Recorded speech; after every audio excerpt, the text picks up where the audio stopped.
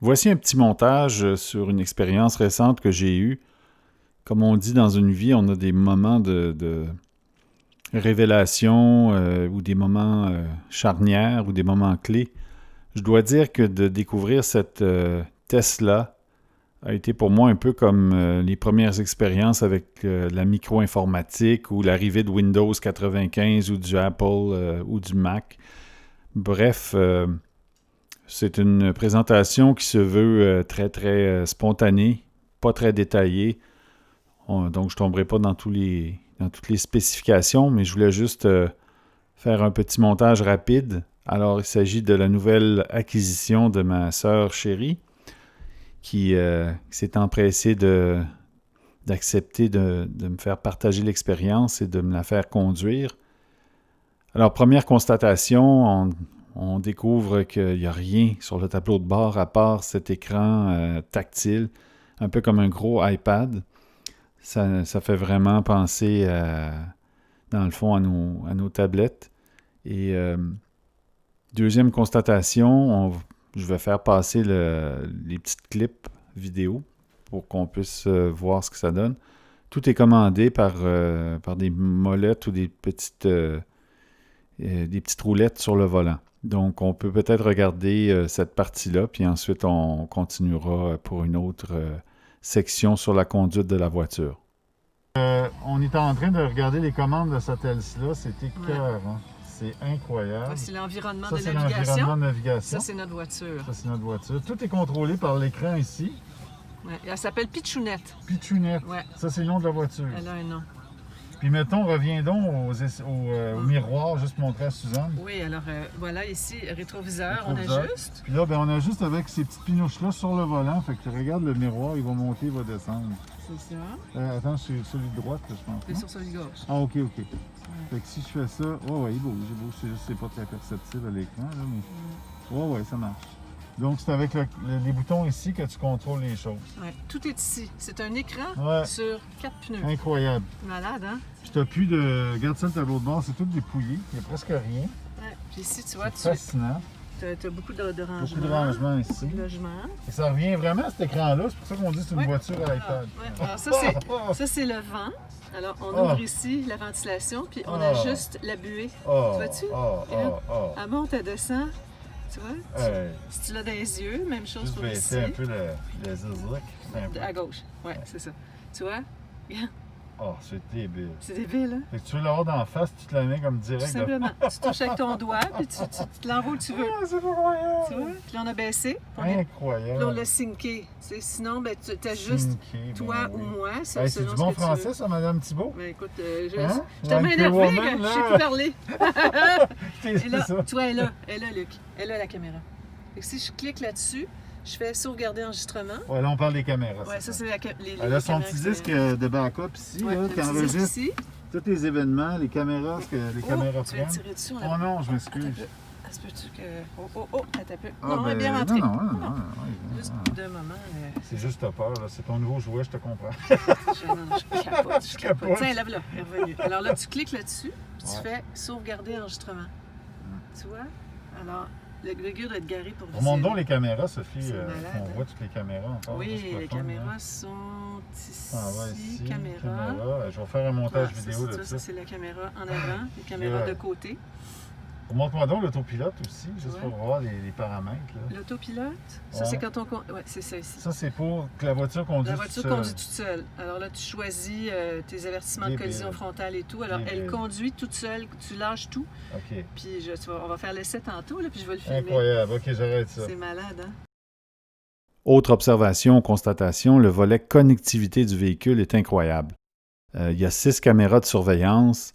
On peut récupérer un disque dur dans la voiture qui nous permet de faire une sauvegarde des données et de voir qu'est-ce qui s'est passé pendant qu'on était absent ou qu'on était à l'intérieur d'un bâtiment.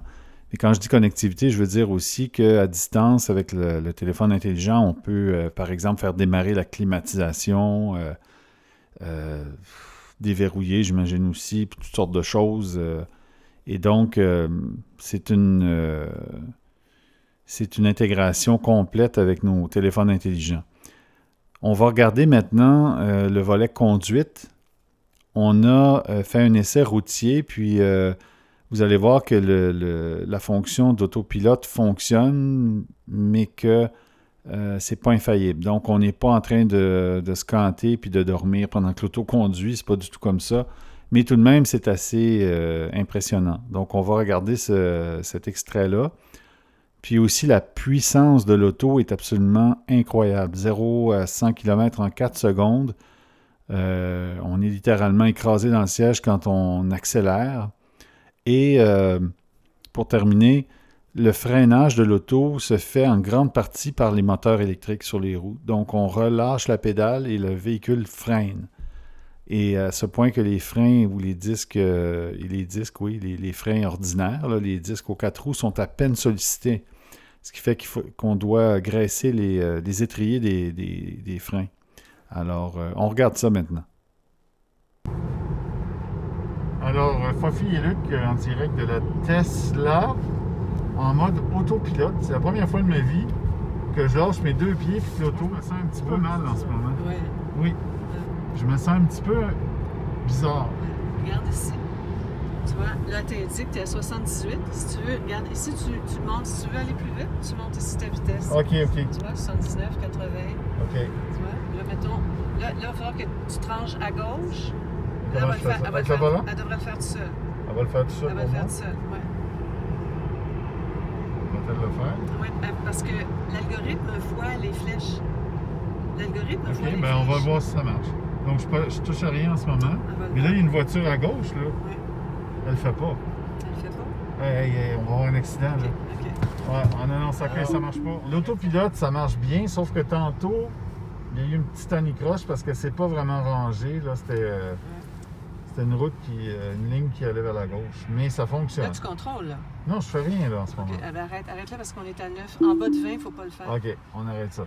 Mais non, mais je commençais à me sentir mieux, par exemple. Là. Ouais, on s'habitue. On s'habitue. Mais idéalement, c'est en ligne droite. Enfin, dernière petite observation, les plaques des véhicules électriques sont de couleur verte pour les distinguer clairement. Donc, en résumé, encore une fois, une révélation. Je suis convaincu que cette voiture représente une révolution. Les propriétaires, d'ailleurs, représentent carrément une sorte de secte. Ils appartiennent évidemment, c'est-à-dire qu'ils participent à des groupes de discussion, des groupes de support. On est à l'affût des dernières nouveautés, des mises à jour logicielles, des accessoires. Alors, on entre dans un monde. Et aucun doute que cette voiture-là représente une révolution pour le futur de l'automobile. Et j'ai eu l'occasion, dans le fond, de me projeter dans le futur en conduisant cette auto. J'ai bien hâte que ma sœur en achète une autre pour me refiler celle-là. Donc, le plus vite possible, j'espère. Mais vraiment, on ne parle pas en plus, évidemment, du fait qu'on n'a plus besoin de carburant, qu'on a une borne de recharge à la maison. C'est un changement complet de paradigme. Et puis, comme le disait ma sœur, c'est un écosystème. C'est un nouvel écosystème dans lequel on tombe. Donc, voilà. J'espère que ça vous a permis d'avoir une certaine idée de la Tesla. Et j'ai de la misère à le prononcer. Et peut-être de vous influencer dans votre prochain achat, qui sait. Dans mon cas, je sais que j'en ai encore pour quelques années à rouler avec de l'essence. Mais j'espère que le montage vous a plu. Portez-vous bien et bonne journée.